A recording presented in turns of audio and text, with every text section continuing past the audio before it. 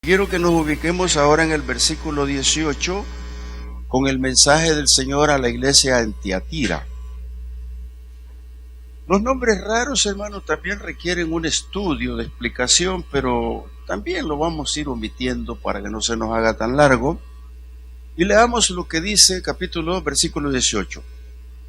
Y le dice el Señor a Juan: y escribe al ángel de la iglesia en Tiatira, el Hijo de Dios, el que tiene ojos como llama de fuego y pies semejante al bronce bruñido, dice esto: yo conozco tus obras y amor y fe y servicio y tu paciencia, y que tus obras postreras son más que las primeras.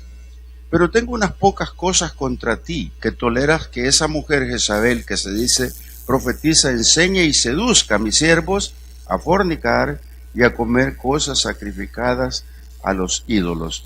Y le he dado tiempo para que se arrepienta, pero no quiere arrepentirse de su fornicación. Dejémoslo ahí. En primer lugar, Tiatira es una iglesia que levantó Pablo.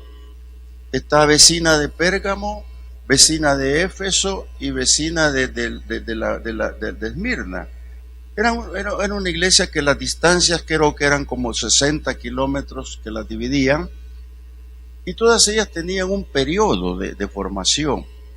Esta iglesia en Tiatira comenzó bastante antes y era dominada todavía por el imperio greco-romano, porque no es que la dominara, sino que había en ella los vestigios de lo que dejó el helenismo.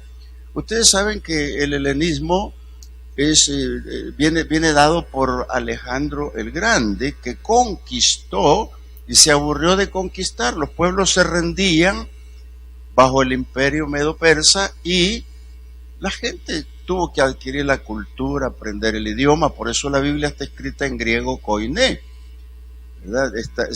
Posteriormente pasó al griego koiné y después al latín cuando aparece el imperio romano.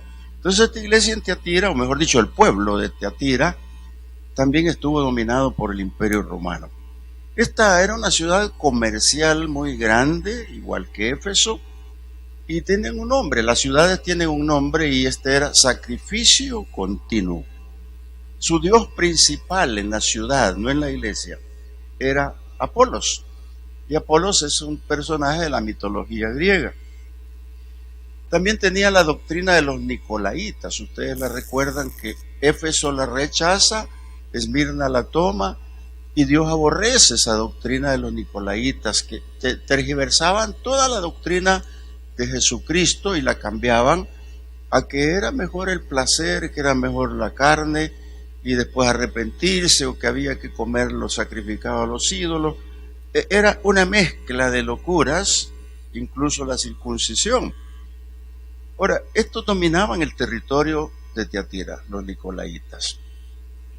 Y la iglesia surgió, vivió, permaneció en medio de esas corrientes filosóficas y otras corrientes doctrinales que aparecían.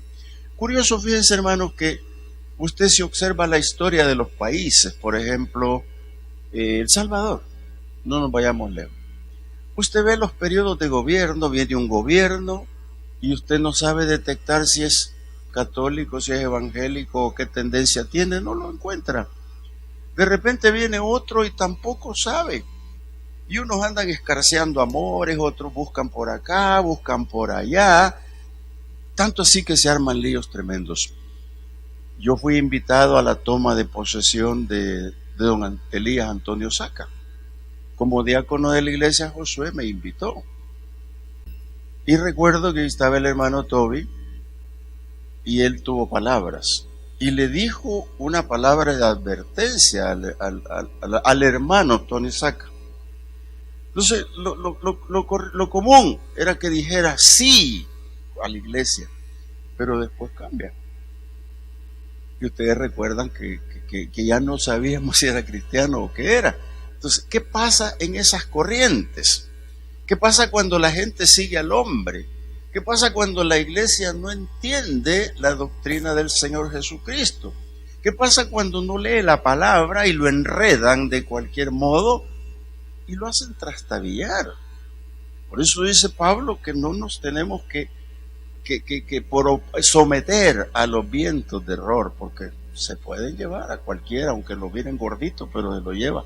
Entonces tenemos que estar atentos. Gobierno que venga, gobierno que se vaya, hermano, no se preocupe, Dios pone y quita raíz. Entonces, si Él le hace una advertencia a una iglesia y están escritas en este libro, tenemos que estar atentos a lo que el Señor dice. Él se identifica en este momento como el Hijo de Dios. Usted lo lee y dice: escribe al ángel de la iglesia en Tiatira, el Hijo de Dios, el que tiene ojos como llama de fuego y pies semejantes al bronce bruñido, dice esto. Pero yo quiero aclarar lo que es Hijo de Dios, porque muchos andan diciendo otras cosas, ¿verdad? Algunos por ahí dicen la Madre de Dios, María, la Madre de Dios. No, Dios no tiene mamá. Y otros dicen, pero ¿y cómo no va a ser posible si Dios se engendró en María? No, tampoco. Hermanos, es un error.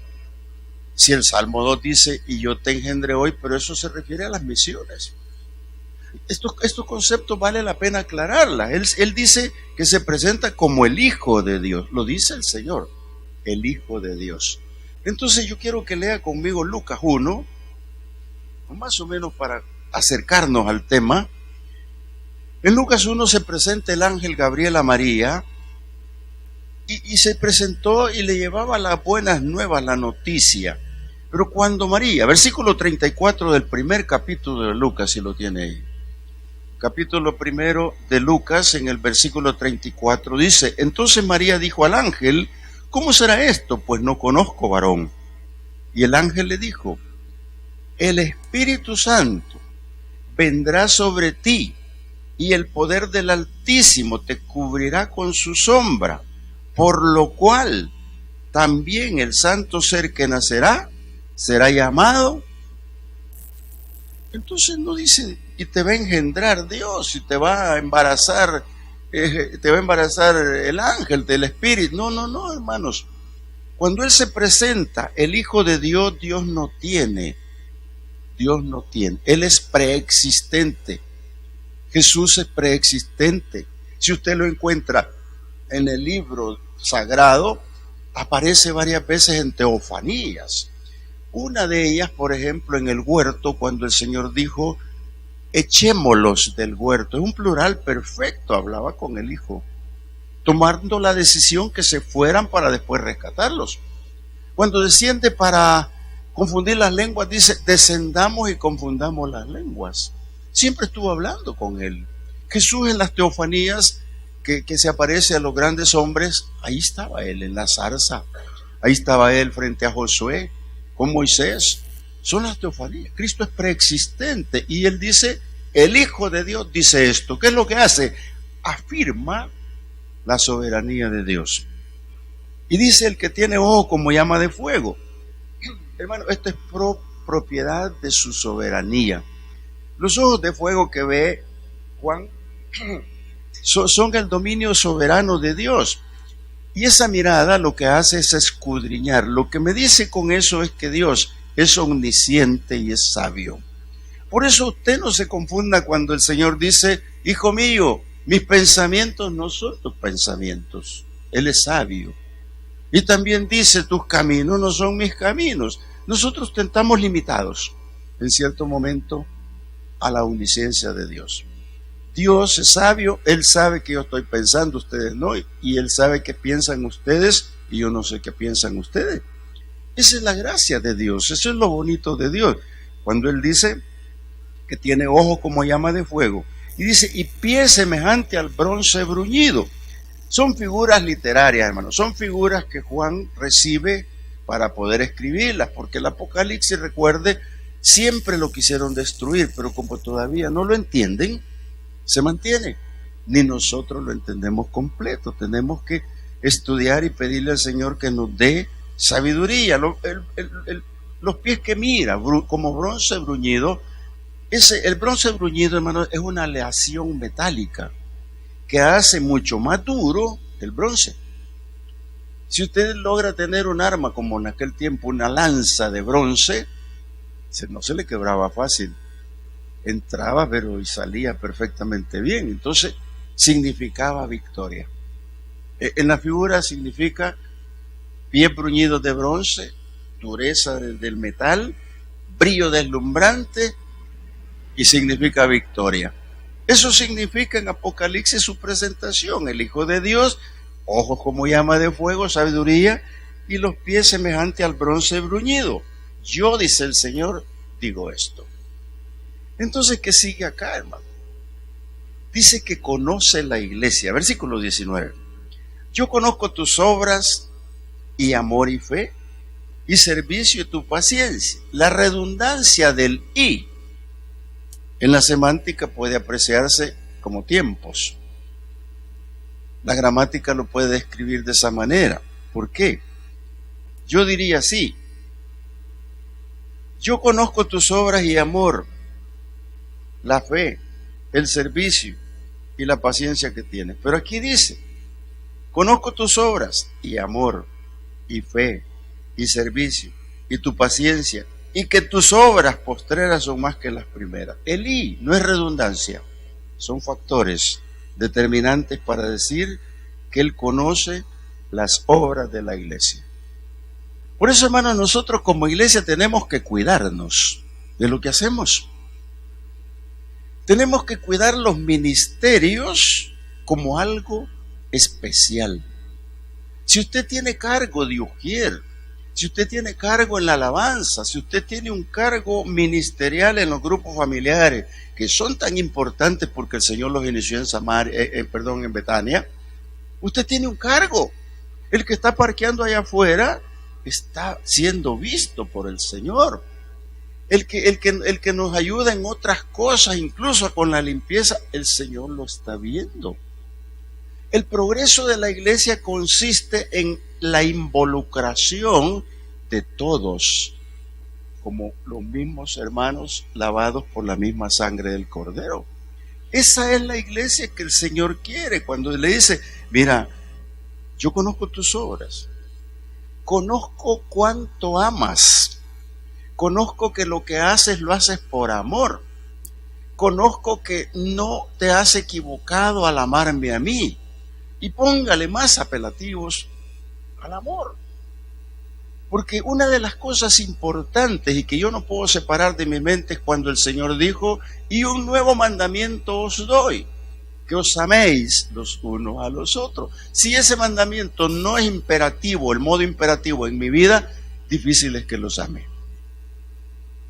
Yo debo de entender que son mis hermanos, porque todos ustedes los veo lavados por la misma sangre del Cordero. Entonces yo tengo que amarlo. Y si la iglesia no se ama, entonces el Señor está reclamando.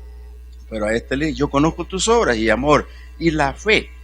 Cuando habla de la fe, hermanos, en la iglesia donde usted pertenece, la iglesia donde usted se congrega, donde usted tiene su servicio, donde usted está, la fe convierte a la iglesia en una iglesia llena de favores, misericordias, milagros de Dios. Porque Dios no va a moverse en una iglesia que no tiene fe. Dios no se va a mover en una iglesia que no ha creído. Y por eso le está diciendo a ella esto. Y le sigue diciendo: y servicio. El Señor jamás separa el servicio del amor y de la fe. Porque cuando servimos al Señor es porque tenemos capacidad que el Señor usa, pero si mi voluntad se somete a servir a Dios. Ningún oficio de la iglesia es remunerado. Ninguno de nosotros va a cobrar por servir al Señor, y el que lo haga, qué pena. Ninguno. Dios paga mejor que nadie. Dios le va a pagar mejor que nadie. Cuando esta iglesia se compenetre en el servicio, se va a dar cuenta que va a ser una iglesia prosperada, una iglesia llena de amor, una iglesia llena de fe, una iglesia que empezó como Tiatira, de menos a más. Yo estoy en las iglesias donde he ido, llego de menos a más.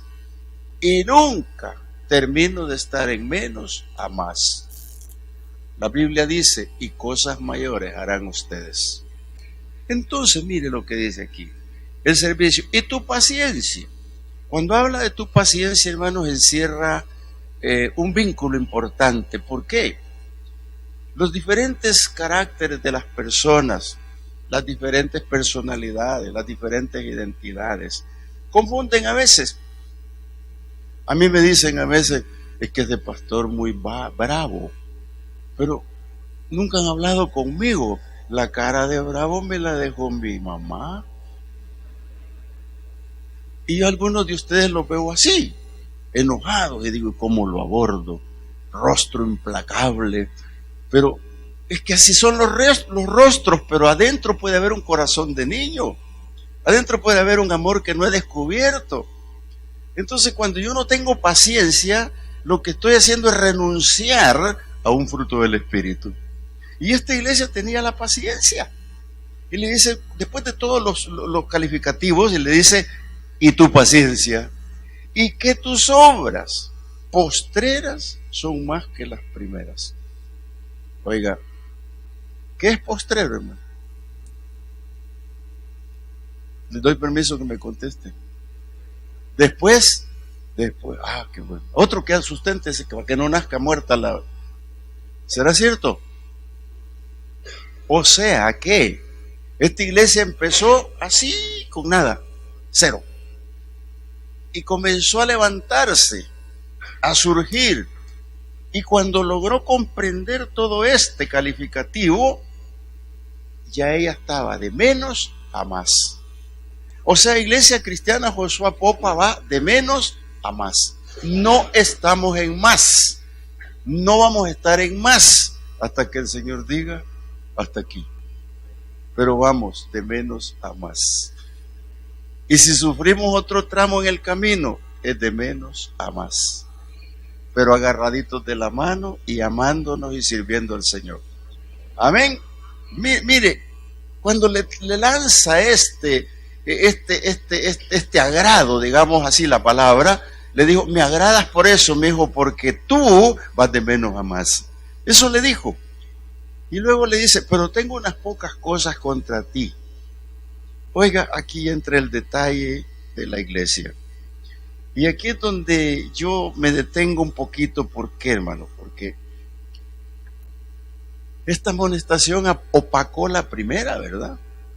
Pero me acabas de endulzar, Señor, me acabas de decir. ¿No es cierto que en los ministerios nos gusta que nos digan que bien lo están haciendo? Oh, pero van bien. ¿Sabe usted, hermano, que la iglesia tiene los piñones de engranaje más perfectos?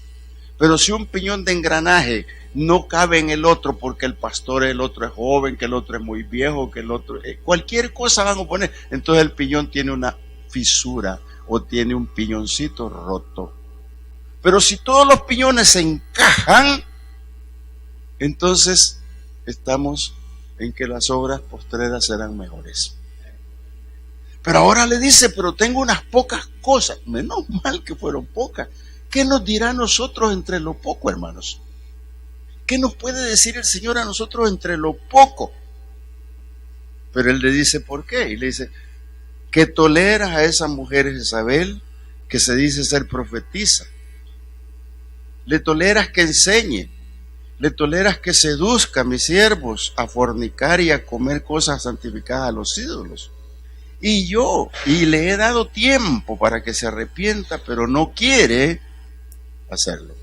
Oiga, no voy contra la profecía, voy contra lo que el Señor dice con relación a esta mujer. Para todos los que sabemos quién es Jezabel, ya sabemos de qué habla el Señor, ¿verdad? Porque asociamos el nombre Jezabel con la mujer de Acab. Una mujer egipcia que hizo cuanto quiso con el pobre Acab, lo dominó, lo mandó, hasta que la puso en su lugar Elías. ¿Saben de lo que estoy hablando? Por los que no dijeron amén, lean la palabra, el primer libro y segundo de Reyes. ¿Qué pasó? No te deja confundidos que tienes esa mujer que le toleras, que enseñe, que hable, predique, y predica puras locuras. ¿Quién es esa mujer Jezabel entonces? ¿Será que el Señor solo usó el nombre como figura? Porque hoy en día decimos, es que esta se parece a Jezabel. Así decimos, pero los que entendemos por qué dice eso, nos damos cuenta que es una ofensa. Yo acabo de terminar en el Instituto Bíblico, una clase, una teología, y resulta que entre los 42 alumnos que tenía, había uno que me costaba calificar. Creo que se los he contado en otra vez, pero como soy olvidadizo, lo vuelvo a decir. Porque yo leía y decía, Getabal, no entendía. Y en uno de los exámenes sí me puso Jezabel. No puede ser, se equivocó. Hasta que fui, no donde ella, sino donde el vocal del curso, y le dije, mire, sáqueme de una duda, y esta hermana, ¿cómo se llama? Jezabel, me dijo. Y así le pongo yo en mis calificaciones, así se llama. ¿Le pondría usted a su hijo, Jezabel, a su hija? ¿Por qué no le pondría? Porque no quiere asociarla, ¿verdad? No quiere asociarla. Entonces cuando el Señor le dice, tienes unas pocas cosas que yo te reclamo, entre ellas a esa mujer Jezabel dentro de la iglesia, yo le podría predicar toda la noche hablando de qué es lo que tiene de significado Jezabel acá y en las iglesias cualquiera que sea. Lo que tiene es un significado que le está diciendo, no es mi doctrina. Punto. No nos metamos en más chambre. No es mi doctrina. No es mi doctrina. No es lo que yo quiero. Además tenés también la influencia nicolaíta. No es mi doctrina. Leyendo los libros de estudio exegéticos de estos hombres, uno de ellos dice, ¿y si el Señor se refería a la esposa del pastor? Pero no se llama Jezabel, pero se parece. Así, Carballosa así lo escribe. Y yo digo, no puede ser tanta humillación. Pero puede ser, y no, Jezabel era la esposa del rey, pues. ¿Se imagina usted una cosa de esas en la iglesia, hermanos? ¿No es cierto que hay que cuidarse con los piñones de engranaje de cada ministerio? Estoy hablando de verdad. Tienes unas pocas cosas. Entonces, ¿quién puede ser esta mujer Jezabel? ¿Será que realmente el Señor solo hizo la comparación, la figura comparativa? Bueno, que el Señor nos lo aclare un día, pero que no era buena, la doctrina no era buena, hermano. Así que dejemos tranquilo. Esa mujer profetizaba cosas de Dios y no eran de ella. Era una doctrina errada. Seducía. Y esta palabra es más complicada. Seducir. Yo creo que es fácil. Es fácil. Si nunca lo han seducido, dele gracias a Dios, pero yo fui seducido quizás alguna vez. Mire, eso se parece como a persuadir con la palabra humana, no la de Dios. La palabra persuasiva de Dios es buenísima, pero a veces a uno lo persuaden y le enseñan cosas raras. Yo he tenido oportunidad de oír gente que si yo no hubiese estado leído de la palabra, estaría enrollado en otro trompo, como cordel en otro trompo, porque es fácil que lo envuelvan. Por eso Pablo dice las doctrinas con filosofía hueca, vanas. Hermano, las doctrinas de filosofía hueca, hablando de doctrina, las va a conocer a través del poder del Espíritu Santo. Las va a conocer cuando Dios le dice, hijo, eso no es así. Y que cuando usted lo comprende, tiene la obligación de defender apologéticamente la palabra. Si no la conoce, quédese callado y aguántese y pregunte, pero no se deje seducir. Esta mujer les decía, si no es pecado estar sin casarse, hombre, si no es pecado fornicar, y que va a ser pecado que nos comamos lo que está consagrado a los ídolos. Pablo dice en sus cartas, dice, al fin y al cabo eso no me interesa, dice, yo oro por los alimentos y aunque se lo hayan consagrado los ídolos, pero es Pablo, no soy yo. Ahí de repente aparece una persona, ¿de dónde son estos tamales? Es que los dieron en el velorio, botalos. Yo le digo, mi señor, póngamelos aquí en el nombre del Señor, bendición llegó, deme un cafecito y bendito Dios que viene. Aleluya, sí.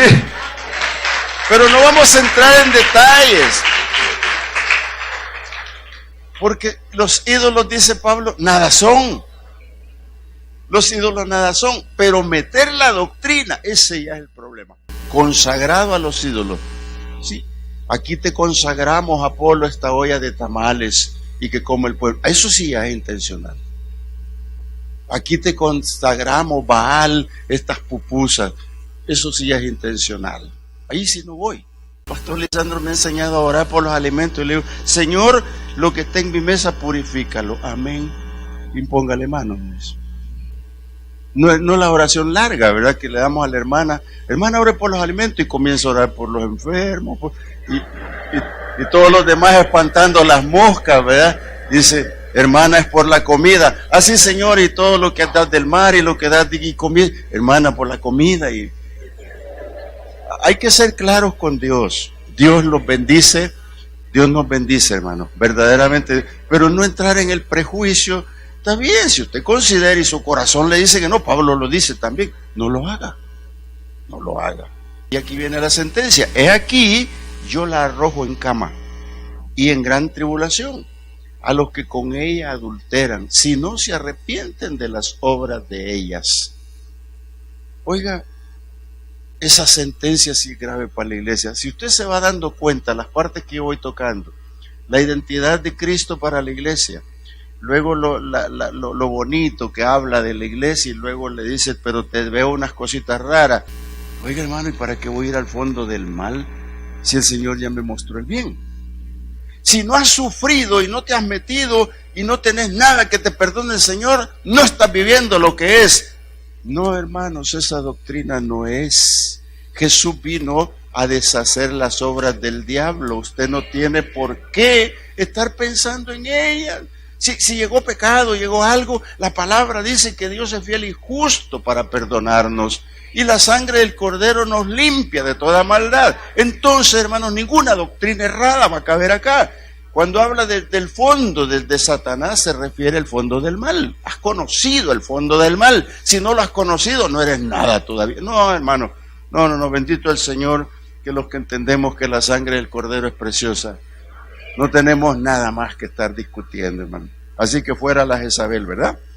Y sabrán las iglesias y conocerán. Tengo aquí algunas citas bíblicas que las vamos a desenvolver otro día. Cuando él dice que nos dará según sus obras, voy a seguir leyendo. Cuando dice, no les pondré otra carga, pero lo que tienen, reténganlo hasta que yo venga. Oiga, cuando habla de retener lo que tenemos hasta que él venga, se refiere al de menos a más, la doctrina del Señor. No piense que va a retener más cosas, entre ellos la obediencia, pero retener la fe, lo que le dijo el servicio, el amor, la paciencia, todo eso son valores que el Señor los va a apreciar. Y retenerlo hasta que Él venga. O sea, ¿cuántos creen que el Señor viene? Por ahí andan bastantes rumores y preguntando, bien, ya me agarraron muchos en estas preguntas, que el Señor viene y que cuántos van a ser salvos y que si se pueden caer para otra segunda vuelta. No. Yo le puedo explicar punto por punto que es ahora su día, hermano. No. Es que como el libro dice que quedarán la tercera parte, ahí se quiere quedar. No, hermano, no. Es otro tema para otro día. Pero dice, cuando yo venga, al que venciere y guardara mis obras hasta el fin, yo le daré autoridad sobre las naciones. Esto es muy escatológico para irme al fondo, y ya no me alcanza el tiempo para discernirlo, pero los vencedores somos los que vamos a guardar las obras que el Señor nos manda hasta el fin. Y no confundan sus obras, porque sus obras no son para salvación. Las obras son para la fe. Por eso dice Santiago que la fe sin obras es muerta, pero no dice que por la fe y mis obras yo voy a ser salvo. No. Dice, por gracia sois salvos, y no por ustedes, sino por Dios. Entonces, hermano, qué interesante lo que el Señor habla de autoridad sobre las naciones. Esto tiene una etiqueta profunda de entenderla. ¿Por qué? Porque el Señor nos ha dicho que somos reyes y sacerdotes y que reinaremos con Él por 1000 años. Por eso dije que lo dejo para otra oportunidad, porque usted y yo vamos a ser gobernadores sobre esta tierra. Y si alguno de ustedes se quiere quedar para otra vuelta, y como yo voy a gobernar, usted me va a barrer en mi casa. Yo sé que están pasando por televisión, pero es la realidad. Si usted se queda, yo le puedo decir, venga y hágame los servicios de la casa, porque voy a gobernar. ¿Ah? ¿Van a gobernar, Milán? Oiga, vamos a lanzar el llamado, porque no todos creen que van a gobernar. Vamos a gobernar 1000 años con el Señor. Amén. Dele un aplauso al Señor por ese gobierno. Entonces dice, Jesús ordena, los vencedores estarán con el Señor, hermano. Aquí es importante, cuando usted lo lea, búsquese por ahí después, no lo ponga en pantalla. Mateo 19, 28 y Daniel 7, léase esos 2 capítulos en parte, donde el Señor dice que Él viene con autoridad y mando. Y tiene 2 formas de venir, a llevar su iglesia y con su iglesia a reinar 1000 años. Hay que aclarar eso. Vamos, si logramos llegar a Apocalipsis al final, vamos a ir viendo eso punto por punto. Y se van a empezar a interesar más cuando entremos al detalle de lo que es lo espiritual, ¿verdad? Donde ya entramos a meternos con el diablo, a ver si aguantamos. ¿Cómo que no? Vamos a aguantar, ¿verdad? A ver. Así que, hermanos, vamos a orar mejor. Nos quedamos aquí. Padre, gracias. Porque, Señor, lo que voy a complementar en esta oración es, cuando tú dices que lo regirás con vara de hierro, Señor, se está refiriendo a que tú viniste a esta tierra como el pastor, como el buen pastor llegaste a esta tierra, Señor, y te fuiste como el gran pastor. Pero en esta venida, Señor, de la que habla el versículo 27, que regirás con vara de hierro y que serán quebrantados como vaso de alfarero. Eso, Señor, se refiere a que vienes como juez. Porque los vivos y los muertos irán contigo, y los que no escuchen tu voz seguirán muertos hasta el juicio del trono blanco. Señor, eso es tu venida última, como juez y ejecutor de la obra, y nosotros estamos conscientes, y por eso ahora, Señor, te damos gracias, porque cada vez entendemos más nuestra salvación. Cada vez, Señor, entendemos más la comparación y el por qué las cartas a las iglesias tienen relación con nosotros, si somos lavados por la misma sangre. Señor, gracias. Señor, como iglesia te bendecimos y te damos gloria a ti, Señor, y acláranos los conceptos cerrados, que no haya ninguna Jezabel, ningún varón, Señor, con otro nombre, como Balaam o algún nicolaíta, Señor, con doctrinas equivocadas. Queremos tu Espíritu Santo con la iglesia para que podamos, Señor, cuando gritemos amén o digamos aleluya, el poder tuyo gobierne la iglesia. Señor, gracias esta noche, te bendecimos. Guárdanos, Señor, por el camino en el retorno a casa. Permítenos seguir estudiando esta palabra y danos sabiduría para entender y redactar este mensaje, Señor. Gracias, porque tu palabra termina diciendo, y les daré la estrella de la mañana. Y esto no es otra cosa más. Cristo mismo, que se identifica como la estrella en Apocalipsis 22, 16, donde dice el Señor que Él viene y será como la estrella de la mañana. Donde el Señor dice, yo, Jesús, he enviado mi ángel para daros testimonio de estas cosas en las iglesias. Yo soy la raíz y el linaje de David, la estrella resplandeciente de la mañana. La misma estrella que alumbró a los reyes para que te adoraran, Señor, gracias. Esa misma estrella es la palabra de Dios que viene al corazón de mis hermanos cuando el lucero de la mañana los alumbra. Padre, gracias en el nombre de Jesús.